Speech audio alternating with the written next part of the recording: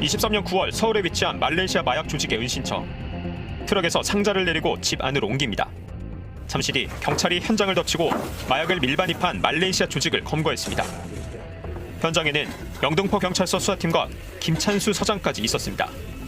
이 조직원들을 조사하던 경찰은 충격적인 진술을 듣게 됩니다. 이들 조직원은 적발되기 8달 전인 2023년 1월 27일 말레이시아 쿠알라룸푸르에서 대한항공기로 인천공항에 입국했습니다.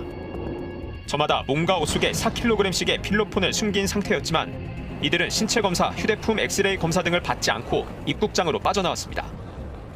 입국 전에는 총책으로부터 몇몇 세관 직원들의 사진을 미리 받아 얼굴을 익혔는데 실제로 이들이 다가와 편의를 봐줬다고 진술했습니다. 당시 접착 테이프로 필로폰을 다리에 동여맨 상태였던 한 조직원은 피가 안 통해 잘 걷지도 못할 정도였고 다른 조직원은 가방을 무심코 검사대에 올려놨는데도 세관 직원이 검사도 안 하고 바로 입국장으로 곧장 보내줬다고 했습니다. 더욱이 이런 밀수가 처음이 아니라 여러 차례 이뤄졌다는 내용이었습니다. 12차례 인천 및 김해공항이 뚫렸어요.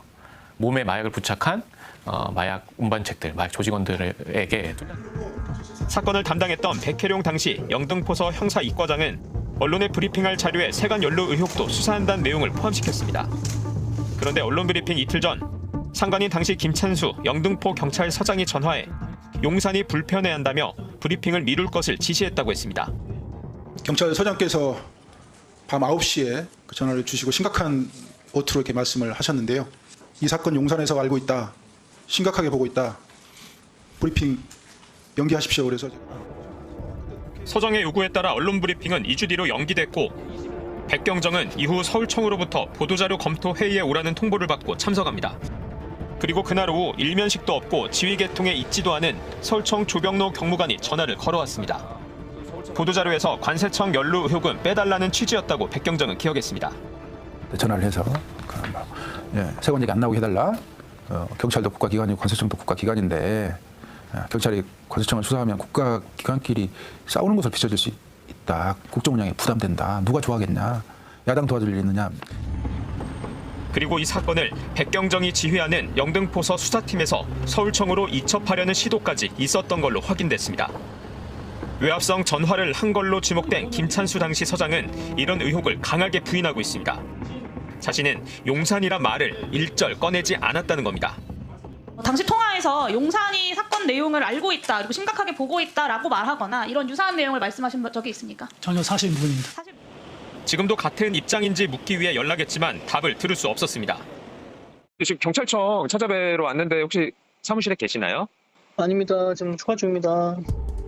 또 백혜룡 경정에게 전화했던 조병로 당시 서울경찰청 경무관도 단지 세관 직원 연루 여부가 브리핑에 포함되는지 확인하는 차원이었다고 밝혔습니다.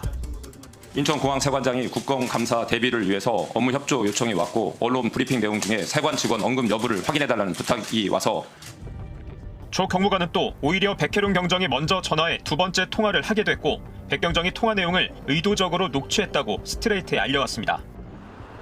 수상한 분위기는 검찰 쪽에서도 감지됐습니다. 이 무렵 해당 마약 사건 수사를 담당하던 서울 남부지검 마약 담당 검사들이 일제히 인사조치됐습니다. 네, 대검에서 엄청 깨졌다라고 전화를 했다고 했는데 맞습니까? 세관 수사에 협조했다는 이유로 깨졌다고 저는 그렇게 이해를 했습니다.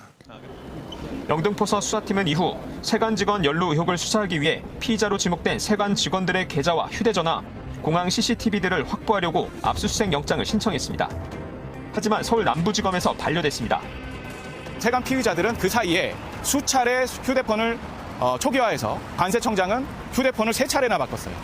그 다음에 나중에 압수수색 영장이 발부가 돼서 CCTV를 확보를 했는데 이미 기간이 도과한 거, 보존 기간이 도과해서 아무것도 볼 수 없는 거죠. 그러니까 유효한 증거가 책상 5개면 컴퓨터 5개가 있겠지. 어느 컴퓨터인지 특정이 안 됐다라고 영장을 기각합니다.